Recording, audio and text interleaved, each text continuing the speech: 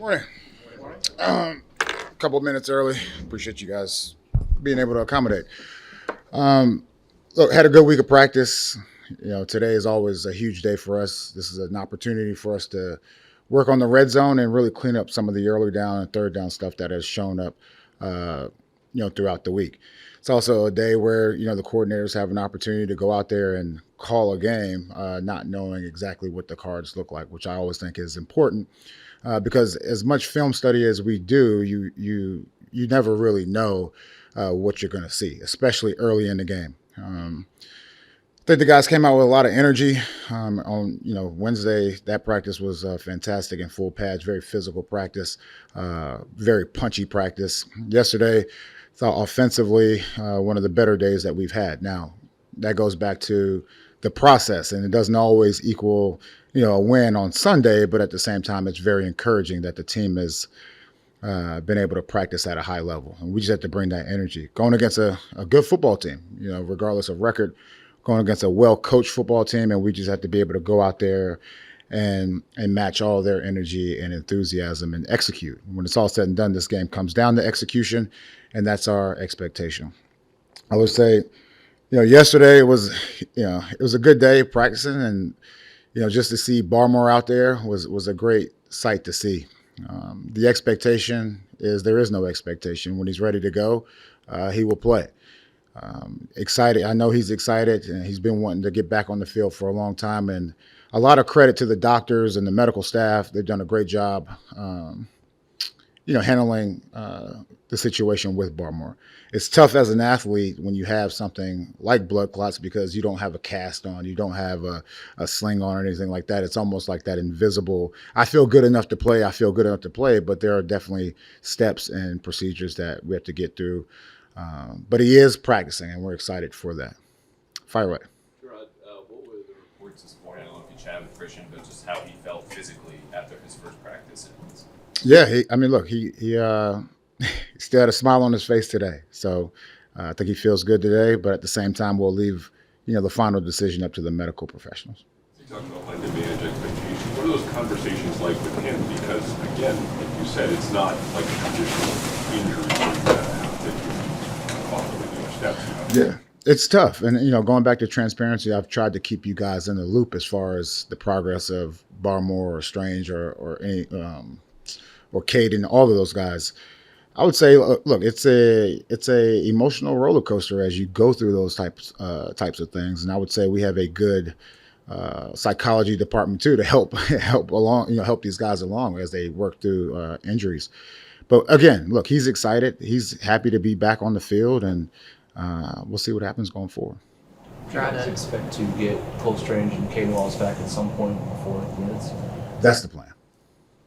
Try just how realistic would it be for Christian to play, when he is ready to play a lot of snaps like we have seen him in the past, given that he hasn't been in camp or anything like that? Yeah, for a guy who hasn't, really put on pads since January, it's tough. And you never want to just throw a guy out there coming off an injury, regardless of what the injury is, throw him out there for 50 plays. That's unrealistic. I think, we see what he can handle, and we'll build from there. Along those lines, I mean, no expectation with what you said for Christian.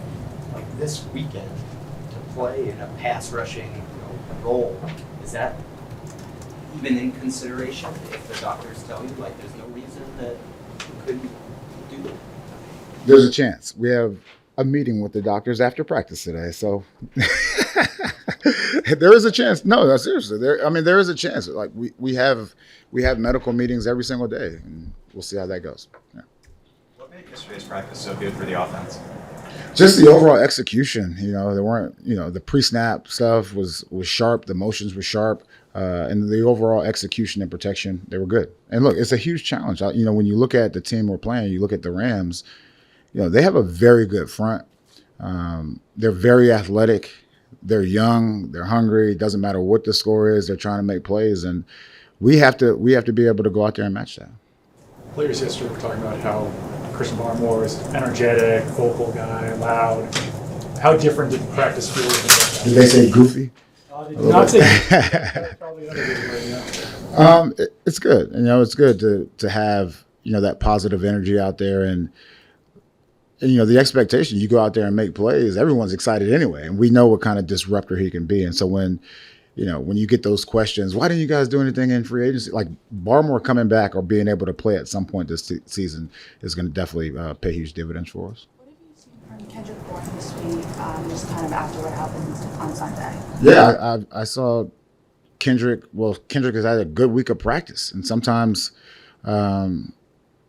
you need, I don't want to call it a wake-up call, but to go out there and to be active and not have any snaps. He's a driven individual. And, look, he's a very good player. We just got to get him going. What have you seen so far from Yannick in terms of his acclimation? Yeah, smart individual. Let's start in the classroom. Easy for him to pick up a lot of the things that we do. He's been around this league for a long time, and he's fast and he's explosive. And, again, you don't want to put him in a bucket as a pass rusher. He's very good at that, but he's one of those guys that can play on all three downs. And, having that depth where the gap isn't like huge from a talent perspective is good for everyone. It's, there are some good, I guess, unintended consequences, good consequences that happen having a guy like that. But I know you sometimes told us, like, a few weeks ago when Layden was expected to play after he sat for a little bit. Is Kendrick the guy that's expected to play this weekend? Yes. Jerod, you coached with Nick Caley for a little while. He's on the opposing staff this weekend. What was it like working with him? What made him a good offensive coach? And do you see any, I know it's Sean McVay's offense, but do you see any of Nick's influence on the tape that you watch of the Rams this year? Yeah, look, I'll say one thing about Nick. Let's just start with just his overall energy and the way that he builds relationships with his players. He does a good job. He'll be an offensive coordinator in this league, 100%. He's very smart. I will say this, and again, we talked about this McVay tree, and this is where it all started, and they are not a do-what-they-do type of team, but there'll be a couple of wrinkles. Now, as far as like who put those wrinkles in, I'm just not sure. And when it comes to that Rams coaching tree, I think you brought a lot of those kinds of guys in when you were interviewing for coordinators. What are some things about the way the organization's run that maybe stood out to you? Sorry, say it again. What are some things about the Rams organization that stood out to you as obviously, you were trying to build your own culture here? Yeah, look, they've done it both ways. They've brought in the big name free agents and went all in on 1 year, and now they're doing it a different way where they have a lot of young talent. They actually have some draft picks, now, young talent and developing. And to me, that's what it is. It's about being able to change not your philosophy, but being able to do it multiple ways and win football games. Put a good team out there. And is there anything about Sean McVay's coaching style? Because it seems like both prioritize building relationships and the way you connect with players. Is there anything about his coaching style that stands out as well? Yeah, I've had an opportunity to talk to Sean a couple of times, and look, he's a very bright individual. I'm sure you guys have always seen the clips of him remembering the exact play, the exact hash, and all that stuff. Like that's like Steph Curry like shooting the half-court three. You know what I mean? But he's a good coach, and he's able to adapt to what he sees out there, and nothing but respect for him.